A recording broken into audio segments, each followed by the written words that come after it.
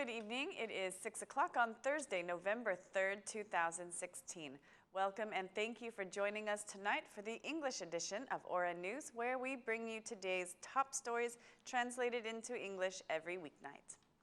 Prime Minister Edi Rama and the chairman of the Unity for Human Rights Party debated in today's plenary session over the government's decision to demolish 19 objects in Hamara. Unity for Human Rights Party chairman accused the Prime Minister of trying to take Hamara's properties. Houses and businesses are being demolished selectively. Edi Rama and his people are taking community properties. We have an adventurer Prime Minister who is discovering a new enemy, Greece, that welcomes Albanian people who work and live there. This is not the relation we want to have with Greece, declared Mr. Dule. In response, the Prime Minister declared that the demolition of buildings in Hamara is part of the urban renaissance. The intervention in Hamara is part of the Renaissance program. Under the project, 18 buildings will be demolished in Hamara, which is being completely transformed, said the Prime Minister, denying that the properties of citizens who have been declared to be Greeks. The Prime Minister also commented on his statement for the Acropolis. What did I say to cause our neighbors' reaction? Why should they be upset when I say that Albanian language was spoken in Athens at a certain period of time? I do not feel bad at all when it is said that Greek language is spoken in Hamara. This will not make Athens an Albanian country and will not make Hamara a Greek city, declared the Prime Minister.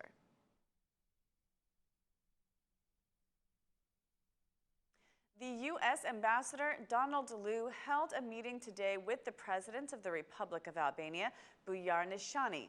The meeting comes after the President announced he will gather the Council of National Security regarding the cannabis issue. The President considers the cannabis situation to be serious and a source of crime. The cannabis issue is a real problem. It is an issue that is related to criminal activity. I have decided to call the Council of National Security soon in order to discuss this problem and to find a way to face this serious challenge, declared the President from Shkodra 2 days ago. Aura News learned that the Council of National Security will gather on November 11th.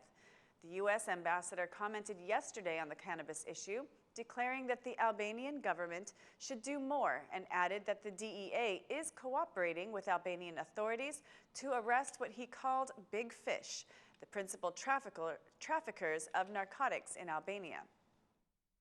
Also yesterday, the Prime Minister informed the EU and U.S. ambassadors about the state police work in the fight against cannabis. Sources within the government told an Aura News journalist that in the meeting with the ambassadors, the Prime Minister asked for a donors conference to be organized for helping Albania with the phase of prevention and cannabis cultivation. A drug warehouse was discovered in Rreshen, where state police seized a considerable amount of narcotics. 22 people were arrested during the police operation. 9 were women who were working at the warehouse and are not being detained but are being prosecuted. The warehouse owner is wanted. Police publicized a video from inside the warehouse which shows that it was an adapted environment for processing the narcotics and preparing it for trafficking. The warehouse is situated in a populated area near the main road and was recently constructed on the premises of a former poultry farm. The anti-drug operation was completed by the Leja police in cooperation with the Mirdita police and the special police forces. It is learned that the Leja police were monitoring the warehouse for a month and that the raid was made yesterday when there was a considerable amount of narcotics and people working. Those arrested stand accused of establishing a structured criminal group and of narcotic trafficking.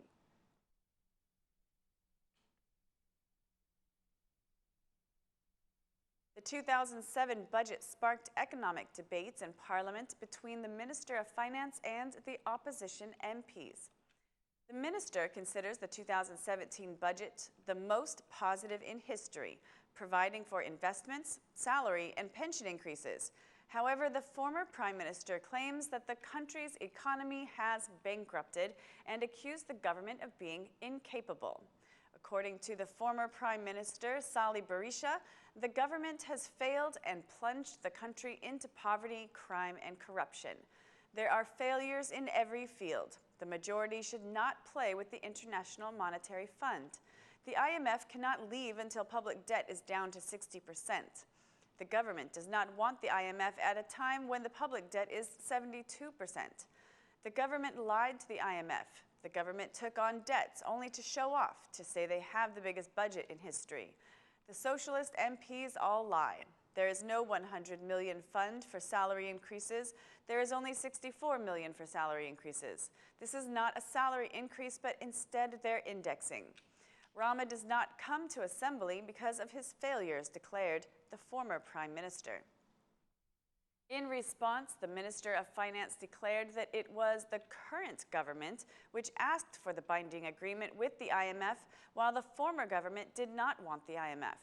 We asked for the contract with the IMF because of the poor condition in which we found the public funds and because it was necessary for an economic recovery, something that has begun to happen now, explains the Minister of Finance, adding that the salary increases will be 10% and that the fund will be 100 million. The minister announced that the salary and pension increases will start in March of 2017. The former Minister of Finance also got involved in the debate, accusing the government of manipulating economic indicators. Yesterday, the International Monetary Fund reps concluded their talks with the Albanian government, saying that the government should repay its old debts to the local units. A few days before elections within the Socialist Movement for Integration, its chairman, Ilir Meta, declared that he, just like his rival in the race for party chairman, thinks that the SMI should lead the government alone and not in a coalition. As 400 membership cards were distributed in the Durrës area of Romanat, the SMI chairman declared that the SMI does not want to have the power alone, but also to work for people. The SMI's strength comes from its dedication and love for people. The SMI's strength comes from dedication to stability in the country, for its future, and the SMI has proved this. The SMI's strength comes from dedication to cooperation and dialogue. SMI's strength comes from dedication to inclusiveness. We are committed for consensus for major issues, declared the SMI chairman. According to Meta, people have a lower trust in politics, but their trust in the SMI has not decreased. The SMI chairman declared that the SMI tries to have continuous contacts with its members and tries to realize reforms that serve the country and not a majority in power or a majority coming into power. The elections within the Socialist Movement for Integration will be held on November 6th, when the party's chairman and 3,000 delegates will be elected. According to Mr. Meta, the delegates all around Albania will give their contribution for the coming 4 years and to further strengthen the SMI. Mr. Meta thinks that the delegates will do anything to keep the SMI recognized as the party that keeps its promises. After the Prime Minister's critiques against the directors of agriculture, they held a meeting with the Minister of Agriculture, to whom they voiced their concerns about the lack of human resources in a branch where, according to them, investments are needed. The director of Rreshen's Agricultural Directory spoke about his area, declaring that 4 vets are not enough to take care of 109,000 livestock. Aware of the need for human resources, the Minister of Agriculture asked the agricultural directors to present their proposals concerning the needed technical staff and the necessary budget. The Minister of Agriculture also commented on agricultural products, asking local governments to take action and close markets that do not meet the standards. That's all for our English edition this evening. Please join us again Monday through Saturday at 6 p.m. for your local news in English. My name is Mari, and on behalf of Aura News, thank you and good night.